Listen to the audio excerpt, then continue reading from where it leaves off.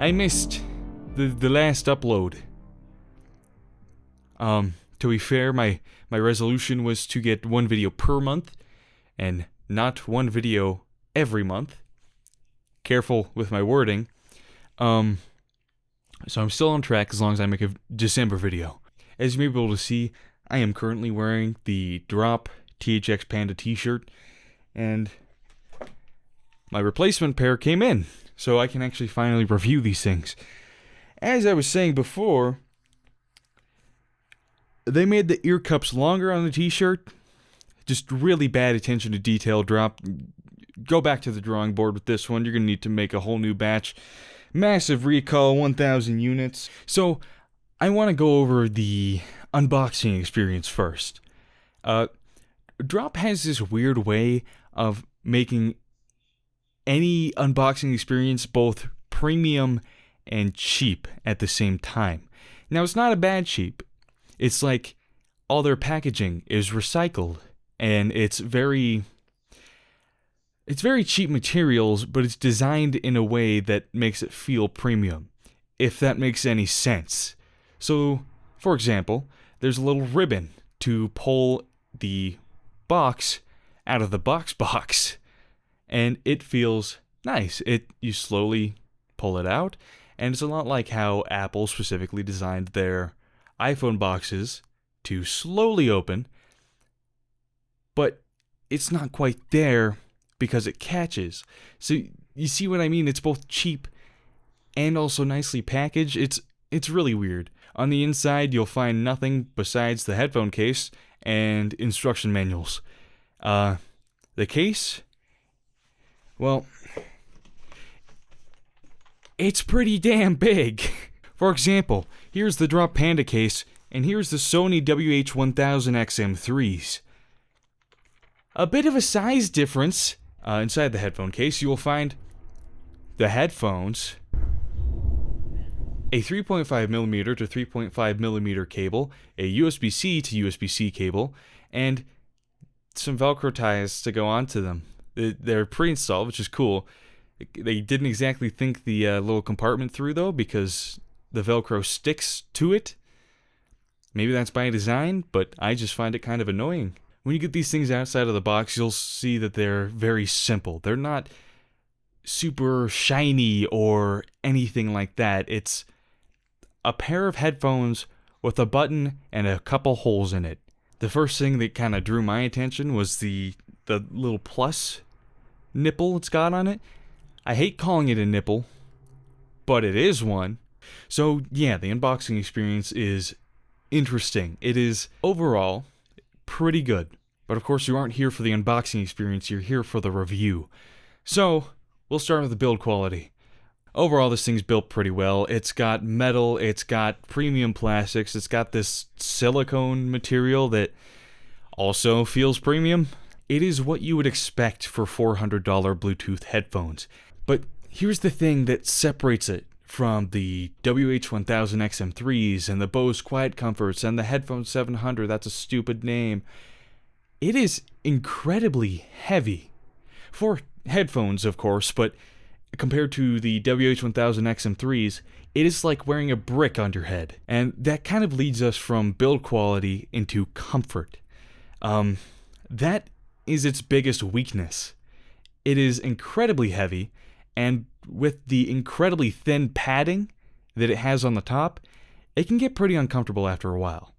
Personally, I never got the hot spots on my head because I listened to all the other reviewers who said, don't put the weight up here, put it here. But for me, my ears are sensitive, so it causes me an earache, specifically on the right side, and it's really not great. These are not the worst headphones I've ever worn. I don't want that to come across that way. But in comparison to the WH-1000XM3s and the Bose Quiet Comfort 2s, it is just not as comfy. I have fallen asleep with these things on before, but that's because the weight was handled by the pillow and not my ears. However, I can say something that really weirded me out is the fact that putting on glasses made them more comfortable. it, I don't know why. If I had to guess, it would be it's keeping it from pressing on that bone right there, but then it would just push the frames into it. I don't know why. It's just more comfortable with glasses for me. This is a first. I think for whatever improvement Drop makes on a newer model, if they decide to go that route, add more padding to the top. More and denser padding. Because there's a decent amount of padding there, and they said they added more, which they did, but it's not enough to fix it. It is a super thin, lightweight padding that immediately compresses once you put it on your head. However, if you're not going to be wearing these for 5 hours straight, like I do sometimes, you'll probably be fine. I don't know your brain, I don't know your skull, but overall, in general, the consensus I've seen is they're not super comfortable, but they won't kill you. That being said, these headphones are my new daily driver. I bought a THX AAA 789 amplifier, and plugging these things in, they sound phenomenal. No joke, these are the best headphones I've ever heard. Granted, before that, it was these, the DT770's 250 ohm, which is less than half the price. But for twice the price, I genuinely do feel like you get twice the performance. And whether it's the tuning or the simple fact that it's a planar magnetic headphone, it is astonishing to me, really. No part of the frequency response range is too overamplified. The highs sound clear without being harsh, and the bass is clean as hell and still present. In my last video, I mentioned that my defective pair had very weak bass response, and it was just that pair. Because day one, I got these, and they sounded great. I listened to the Joji song I mentioned, and it was definitely less pronounced than on something like the Sonys I have. I'm not saying the model number anymore. It's definitely less than that, but the Sonys get overwhelmed so easily. But with planar magnetic headphones being so goddamn fast, that's the cleanest bass I've ever heard. From a speaker, from headphones, from anything, that is the best bass response I have ever heard. This is the only planar magnetic I've heard, and it is on another level. And then there are things like drums. They sound way more punchy, way more satisfying. There's more texture to guitar. It is... Here. It's hard to explain. So to help explain the difference, imagine a click or a pop in a lo-fi song. They like to use that to replicate vinyl. Well, it's like the difference between this and this. It's just more satisfying. Whereas this feels mushy, this is snappy. Before anyone says anything, I still love the DualShock 4. The Switch Pro controller is just my favorite. So it is just so much more satisfying to listen to music. If you're listening to something like System of a Down, you can hear the texture of guitar and chop suey. Or if you're listening to Rage Against the Machine, it is just so much more clear. Generally, when people are looking for headphones, they look at things like frequency response, or maximum volume, or impedance. But I don't think enough people pay attention to transient response. Transient response is just a fancy name for the level of resistance a system gives to change. With a dynamic driver, you get inherently worse transient response because of the mass of the cone and the uneven pressure applied to it. Planar magnetic drivers are different in that the force is applied to the whole thing equally, which means these are what they call phase accurate. Of course, there are electrostatic headphones, which are even better, but of course they're more expensive. But for $400, I think this is the headphone for a lot of people. If you're someone who does a lot of mixing, these aren't the right ones. Get something like the DT770, or if you can afford it, maybe like a DT880 or Sennheiser 6XX. These just aren't tuned for that. However, if you're just listening to music or you're playing a game, this is great. Before I go on too long, I want to sum it up. Listening to the Doom soundtrack was mind-blowing for me. It has a lot of weird, crunchy noises, and this reproduces them perfectly. And in addition to that, for being closed back, these have a pretty great soundstage as well. However, there is one massive downside to the audio quality, and that is if you're listening to Bluetooth, you will get constant electrical noise in one ear. It is super disappointing to have something like this, but Drop has said this is normal behavior, and it is what it is. I generally find that when I'm listening to music, I don't notice it. It seems to quiet it down a bit and mask it.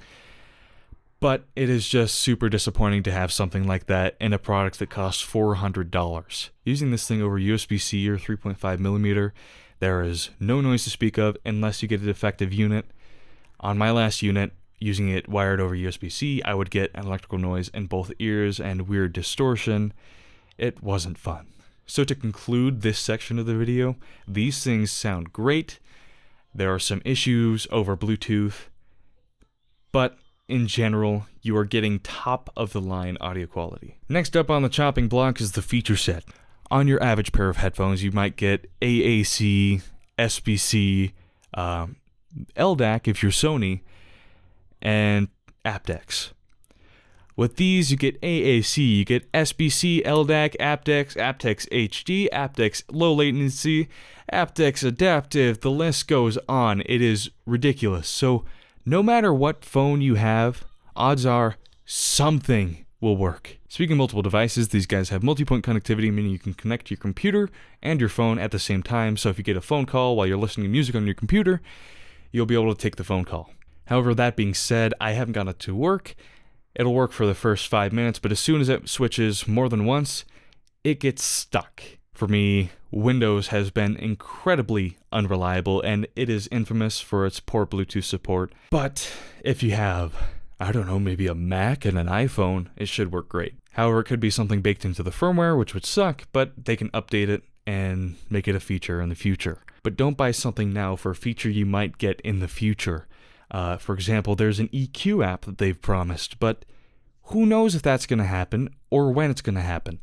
So buy it for what it's got now, which is multiple codecs, great sound quality, and a point I haven't mentioned yet, 30-hour battery life. That's pretty good. As a general control feature, these things have a nipple or a joystick. It depends on what you call it. Pretty much the same thing if you ask me. This is probably one of the biggest issues that Drop has with these headphones: quality control. This pair is also defective. However, it is just the joystick, the up, down, left, right for forward, back, and volume up, volume down. That part is broken. It still has pause play though, which is totally usable for me. But the quality control issues are obviously something that need to be addressed. I got 2 defective pairs in a row. These ones just happen to function. These things sound great, but there are obvious quality control issues, and combine that with the fact that the user experience just isn't great, it's not for everyone. If you are the kind of person that values audio quality over anything else, and you want a pair of wireless headphones, great. I'm dehydrated. LTTstore.com. That being said, my thesis is in the title. These are the best Bluetooth headphones. Let me explain. With something like the WH-1000XM3s, you get great battery life, but poor audio performance. At the end of the day, a headphone is meant to replicate audio. It is meant to be pleasurable to listen to. And those are muddy at the best of times and downright awful when you crank the volume. The noise canceling is a great feature, but it doesn't make it a great pair of headphones. That is why I think those are the best Bluetooth headphones out there. They are the best Bluetooth headphones at being headphones. Take a shot every time I said headphones. Basically, although something like the Bose Quiet Comforts or the Sony WH series might have better features, better noise canceling, or anything like that, these are good at being headphones. And that, for a lot of people, is what's most important.